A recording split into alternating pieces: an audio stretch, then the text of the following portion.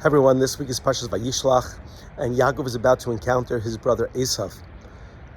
In the middle of the night, Yaakov encounters a man, Rashi, who identifies him as the angel of Esav, and they wrestle through the night.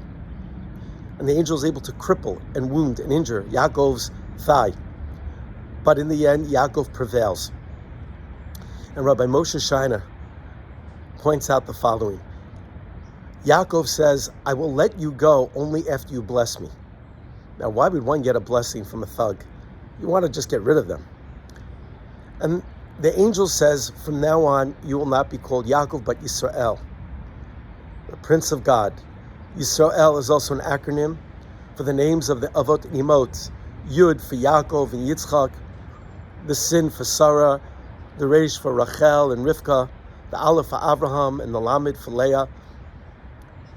Each one of our Avos and Imot faced many challenges, but they all came out stronger, using their faith in God and their resilience. They became stronger and better people. So too the Jewish people. We are known as Bnei Yisrael, and through tragedy, often we become stronger.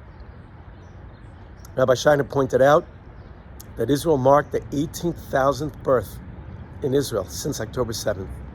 And many of those babies are named after towns that were decimated, after the musical festival where so many lost their lives, because it's to honor their memories and to draw strength from their sacrifice, because that's what the Jewish people do. And that's what our Avos and Imos have taught us. And that's what Yaakov taught us. We had to wrestle through the night.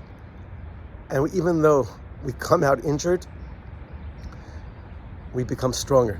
And through that, Yaakov built the Jewish people. Rabbi Shmuel Silber makes also the following point. The Torah, again, this all takes place in chapter 32, verse 27 through 33. And verse 33 tells us that because Yaakov was injured in the leg, the Jewish people don't eat the sciatic nerve. What does that have to do with our dietary practices today? So Shmuel Silber tells us the following. Yaakov had the idea of not confronting Esav, but running away.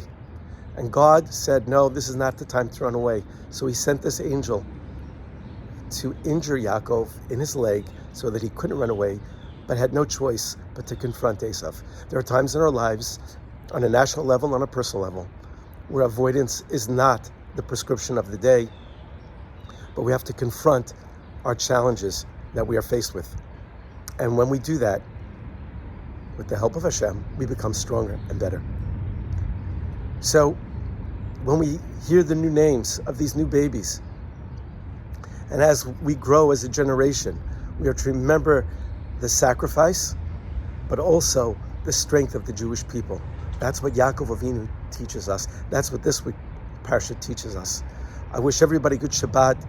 As the hostages are starting to return home to their families safely and soundly, may they all that are captive return home to their families safe and sound, and all Israeli soldiers return as well, safe and sound to their families. If you like what you hear, pass it on. Please consider subscribing. Shabbat Shalom.